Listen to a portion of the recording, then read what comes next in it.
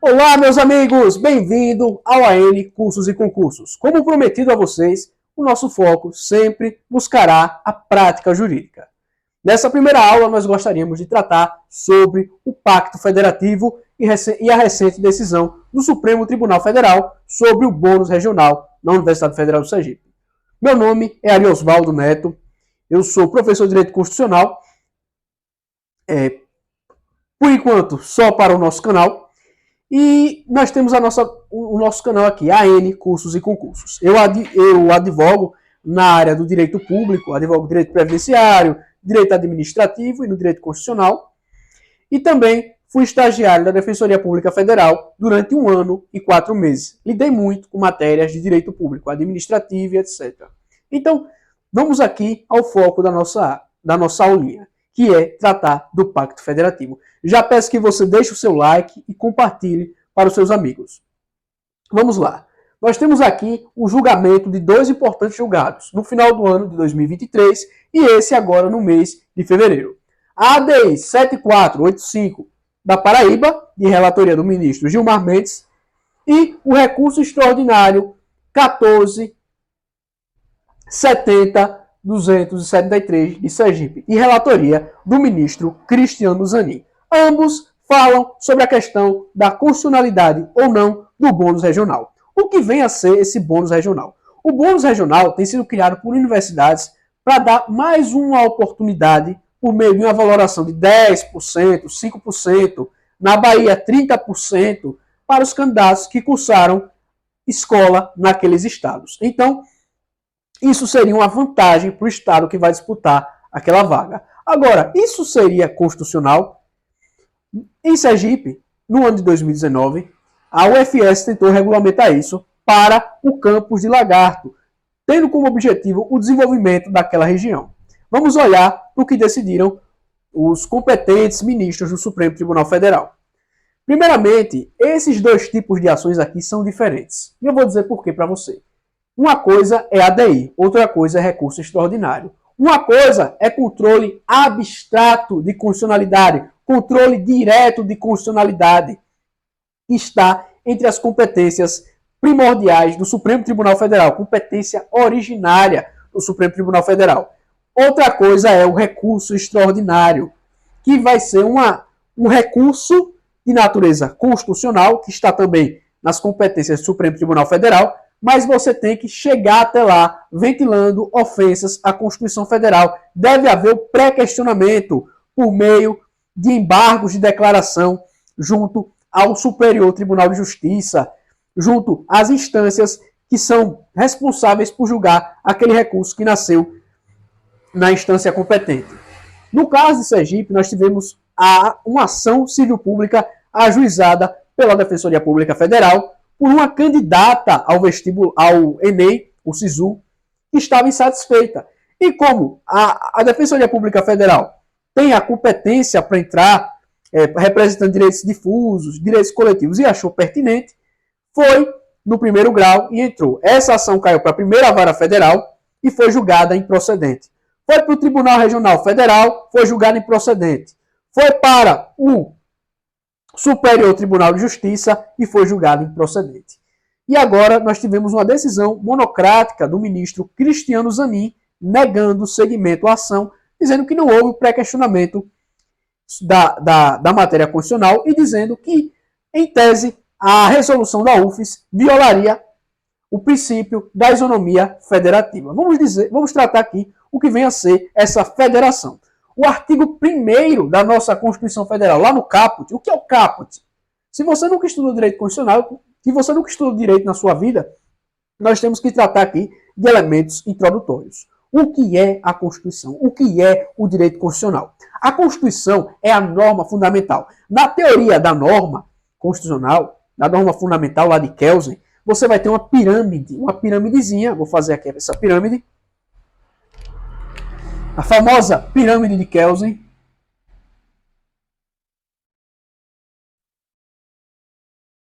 E a Constituição no topo dessa pirâmide. Depois você vai ter o quê?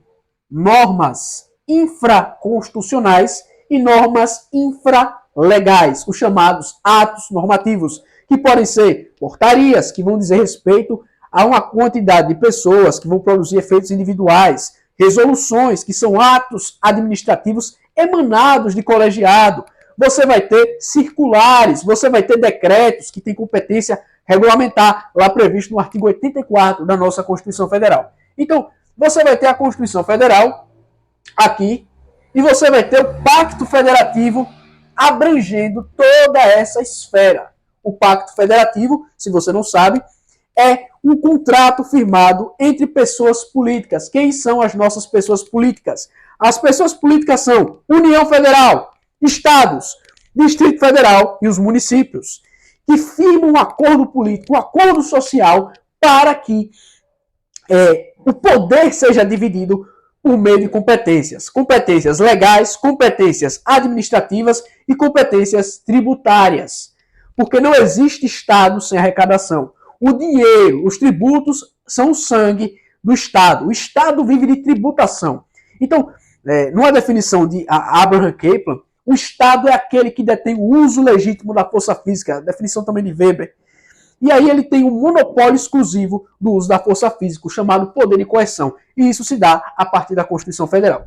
Esse artigo 1º, que vai tratar já da Constituição Federal, é que vai ter força normativa. O preâmbulo não possui força normativa. É isso que eu tenho que dizer para vocês. Então ele vai dizer o seguinte aqui, o artigo 1º. Vamos fazer a leitura da Constituição, que é extremamente importante no nosso AN, cursos e concursos. A República Federativa do Brasil é formada pela união indissolúvel dos estados e municípios e do Distrito Federal. Constitui-se em um Estado democrático de direito e tem como fundamentos. Pronto. Esses fundamentos, o primeiro fundamento é a soberania popular, o segundo a soberania, dignidade da pessoa humana, direitos sociais, os valores sociais do trabalho, da livre iniciativa e o pluralismo político. Aí você vai ter os artigos seguintes destrinchando.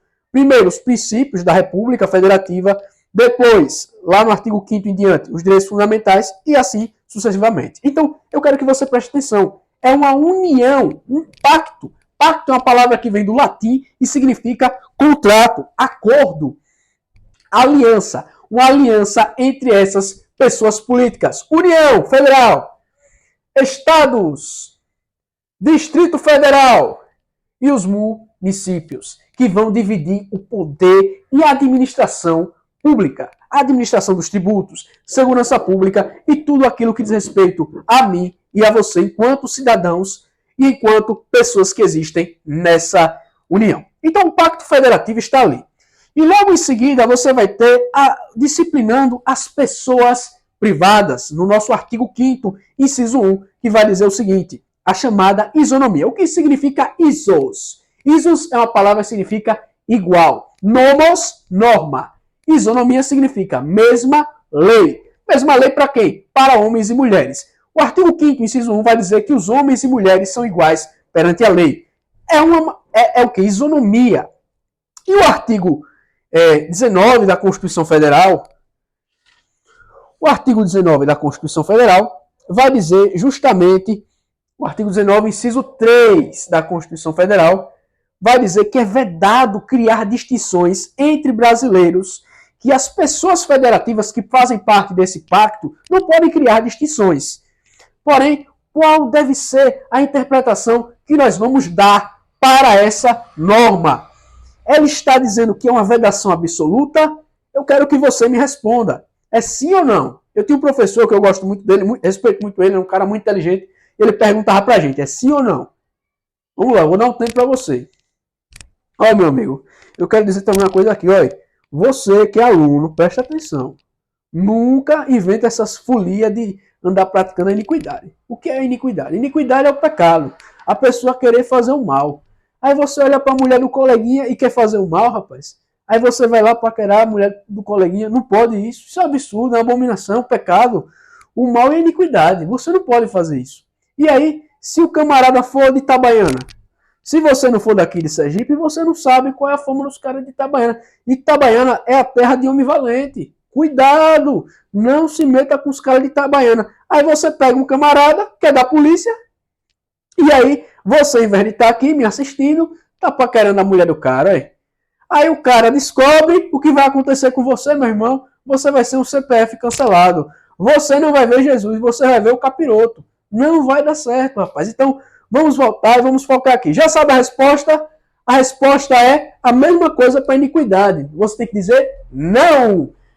Não existem princípios absolutos na Constituição Federal. Você sempre vai ter mitigações de direitos fundamentais. E nossos grandes teóricos são Alexis, Dworkin, que vão falar justamente da colisão entre esses princípios. Nós vamos ter a administração desse pacto federativo por meio das normas constitucionais que vão se seguir. E eu quero trazer mitigações ao princípio da isonomia legal entre homens e mulheres. No ano de 2014, nós tivemos o julgamento pelo Supremo Tribunal Federal da política de cotas, as chamadas ações afirmativas, das cotas raciais e cotas sociais. O Supremo Tribunal Federal, ao julgar a ADPF, o que significa ADPF? Ação direta, ou ação de descumprimento de preceito fundamental. Então, de número 186 do Distrito Federal, que tratava justamente dessa política de cotas. E ela estabeleceu que era válida. O Supremo Tribunal Federal julgou como válido a política de cotas para os institutos federais e as universidades federais. E também tivemos a ADC. O que significa ADC? Ação declaratória de constitucionalidade. Após diversas discussões quanto à constitucionalidade de uma norma, ela foi validada. Isso diz respeito à política de cotas para concursos públicos. Então, o Supremo Tribunal validou, dizendo que podiam haver distinções sim entre pessoas. Ou seja, em nome do princípio da igualdade, da equidade. Equidade e igualdade não se confundem. Nós temos que olhar para a interpretação sempre daquele texto. O texto constitucional ele deve ser interpretado a partir de diversas valorações políticas. Você vai ter a ordem material, a ordem processual, e incumbe ao Supremo Tribunal Federal dar a interpretação da Constituição Federal. Então, nesse julgamento ficou consignado que poderia haver um tratamento diferenciado justamente para as pessoas que são pretas e pardas, tanto nos concursos públicos como nas universidades federais. E ainda ficou consignado que era possível a instituição das bancas de heteroidentificação para emitir pareceres, validando ou não a declaração dos candidatos. Então, nesse julgamento, nós podemos perceber que o artigo 5º, inciso 1, foi mitigado. E aqui eu também quero tratar da isonomia federativa. A própria Constituição vai excepcionar a isonomia federativa no artigo 40 do seu ADCT. O que é o ADCT? A Constituição Federal tem a parte comum e o ADCT, que é uma parte especial que vai regular matérias de maneira transitória. É o ato das disposições transitórias constitucionais. E nessas disposições do ADCT, você vai ter justamente a existência de uma pessoa federativa diferenciada chamada Estado da Amazônia, a Zona Franca de Manaus. Se você estudou geografia, você sabe que na China existia uma coisa chamada ZEs, Zonas Econômicas Especiais, havendo toda uma diferenciação na legislação para aquelas zonas. E o Brasil adotou como política de desenvolvimento do norte do país essa diferenciação na tributação para a Zona Franca de Manaus, lá no artigo 40 do ADCT. Já temos outra também diferenciação na Constituição Federal para as pessoas federativas. O artigo 82 do ADCT, que vai dizer respeito ao Fundo de Combate à Pobreza, que era regulamentado pela Lei Complementar 111, que prorrogava ele até 2010. E você tinha o quê? Vinculação de receitas. As receitas, via de regra, arrecadadas pela União Federal e municípios e demais pessoas jurídicas, componentes da nossa federação, não são vinculadas, mas essas seriam vinculadas também para o combate à pobreza. E eu vou trazer mais outra exceção que vai dizer respeito ao desenvolvimento nacional. uma política para tentar desenvolver as pequenas empresas, que vai estar lá na ordem econômica. A ordem econômica. O artigo 174 da Constituição Federal vai dizer o seguinte: como agente normativo e regulador da atividade econômica, o Estado exercerá, na forma da lei, as funções de fiscalização, incentivo e planejamento, sendo este determinante para o setor público e indicativo para o setor privado. Parágrafo 1º. A lei estabelecerá diretrizes e bases do planejamento do desenvolvimento nacional equilibrado, o qual incorporará e compatibilizará os planos nacionais e regionais de desenvolvimento. O que você tem aqui é uma questão interessante, porque existem planos de desenvolvimento das regiões. Nós temos aí instituições financeiras como o Banco do Nordeste, que é justamente para o desenvolvimento dessa parte econômica do Nordeste do Brasil, empresas de pequeno porte. Você vai ter o Banco Nacional de Desenvolvimento, BNDES, apoiando indústrias. Então você está vendo que a isonomia federativa e a isonomia legal não são absolutas, excepcionadas pela própria Constituição e pela própria jurisprudência do Supremo Tribunal Federal. Então, nós temos também que, ao aplicar a norma constitucional, considerar o princípio da razoabilidade e da proporcionalidade. O direito ele não pode ser aplicado simplesmente de maneira seca, não. E o princípio da razoabilidade e proporcionalidade, que está lá no artigo 78 do CTN, que é o Código Tributário Nacional, vai falar do poder de polícia. Mas ele também se aplica às decisões administrativas e judiciais. Quando você olha para tentar tratar todas as pessoas federativas de maneira igual, isso não é possível. O Estado de São Paulo, por exemplo, tem uma tributação enorme em relação à arrecadação. A arrecadação do Estado de São Paulo é muito maior que a arrecadação do Estado de Sergipe. De modo que a Universidade de São Paulo ela tinha um orçamento que era metade do orçamento do Estado de Sergipe recentemente, 5 bilhões de reais. O orçamento de Sergipe, eu acredito que está em 14 bilhões, 15 bilhões de reais. E o orçamento da USP, só uma universidade pública, era praticamente o orçamento do Estado de Sergipe, do qual eu falo para vocês. Então não existe simplesmente uma igualdade substancial entre as pessoas federativas. O OGU, o Orçamento Geral da União Federal, é enorme comparado com o orçamento de vários estados do Nordeste reunidos. Infelizmente, nós aqui no Nordeste temos esses problemas de ordem de desenvolvimento, seja das empresas e seja da própria pessoa jurídica de direito público, o Estado, enquanto ente organizador.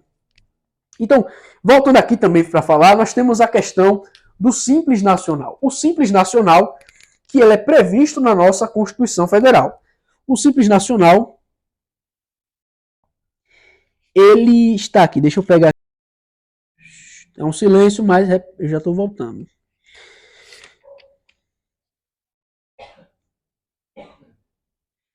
Sim, o artigo 179 da nossa Constituição Federal. O artigo 179 da Constituição Federal, que é regulamentado pela LCP 123, o chamado Simples Nacional. E nesse Simples Nacional você vai ter condições diferenciadas de tributação e de licitações e de processo também fiscal para empresas de pequeno porte, microempresas, empresas de pequeno porte, MEIs. Então, o objetivo é arrecadar tributos de maneira unificada por meio de um único documento fiscal, reduzir as obrigações tributárias principais, o tributo em si e as obrigações tributárias acessórias. O dever de prestar informações, o dever de registrar suas operações realizadas. Então, o Simples Nacional, ele facilita a vida dos empreendedores. E você tem o quê? Uma tributação diferenciada por vários setores. Se você pegar a LCP 123 e olhar os anexos, você vai ter uma tributação progressiva, conforme a arrecadação da empresa, o faturamento da empresa. E aí você vai ter faixas de arrecadação tratando justamente dos tributos da União, do Estado e dos municípios.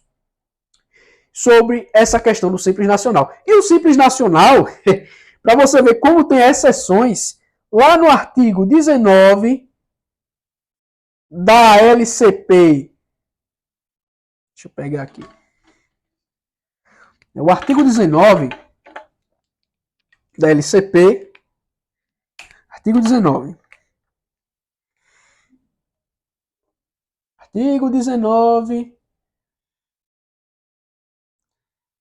da LCP, Lei Complementar 123, que é o Simples Nacional, ele vai dizer o seguinte, meu amigo, presta atenção aí no que eu vou ler para você. Fique atento ao que está escrito na nossa querida lei do Simples Nacional. A Lei Complementar 123.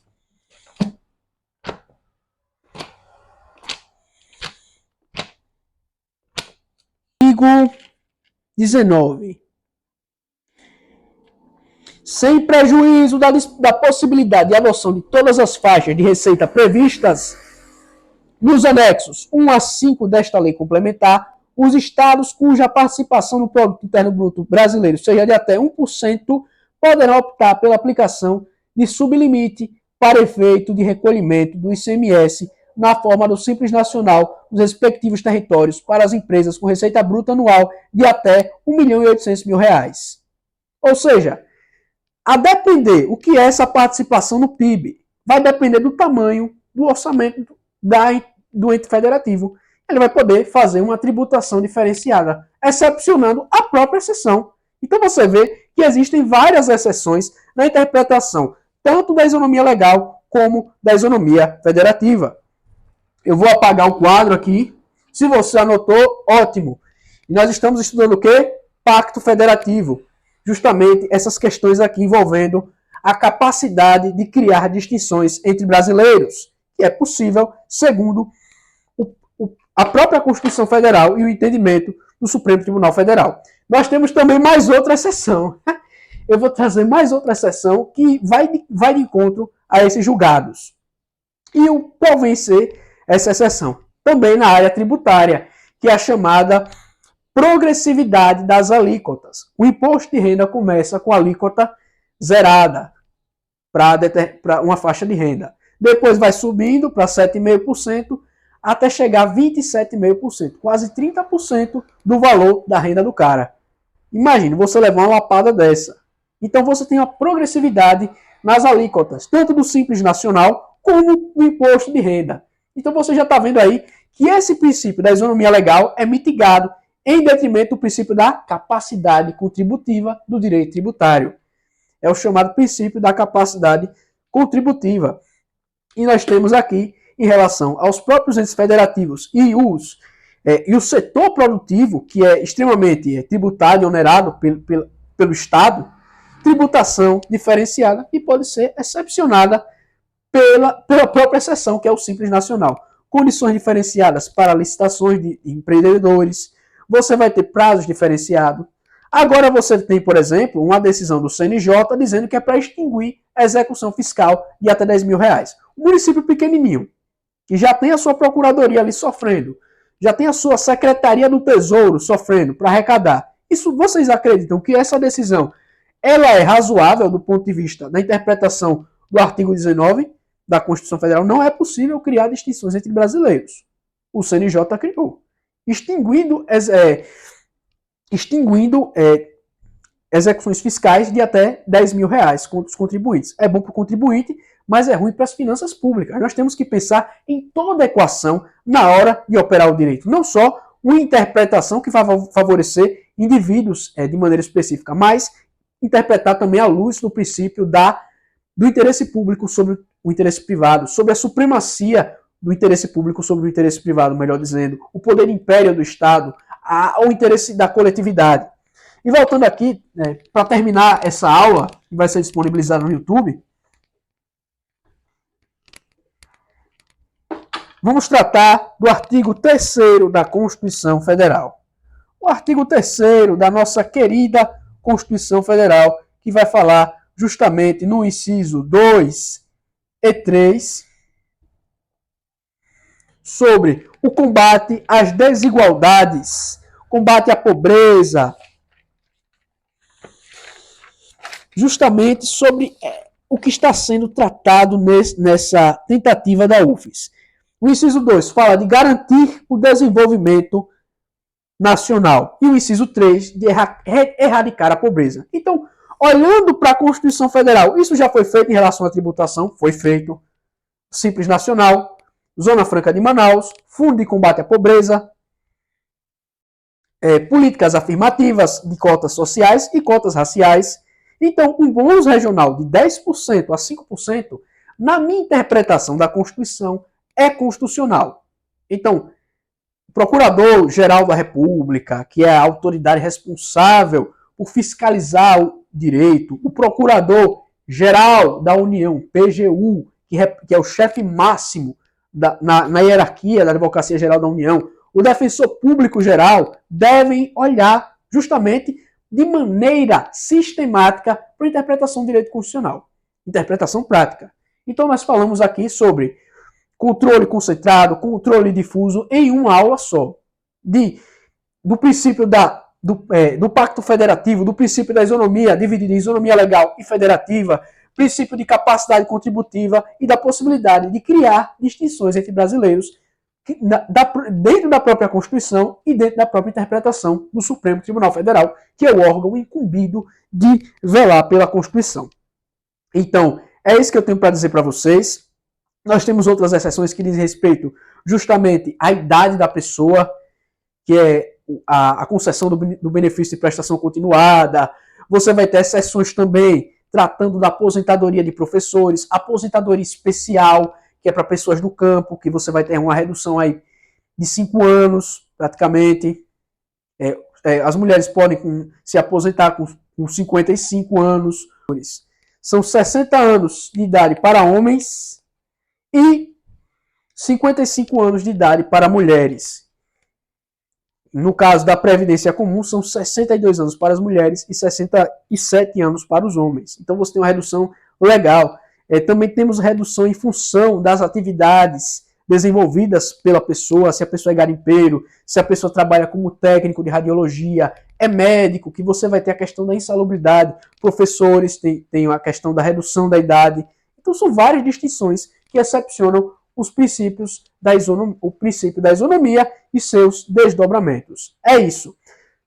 Falei de várias coisas aqui, falei de várias exceções e acredito que essa norma é constitucional justamente porque tenta fazer com que as regiões mais pobres tenham mais chance de ingresso nas universidades. Eu acredito que em algum momento o Congresso Nacional, o presidente, porque é competência dele administrar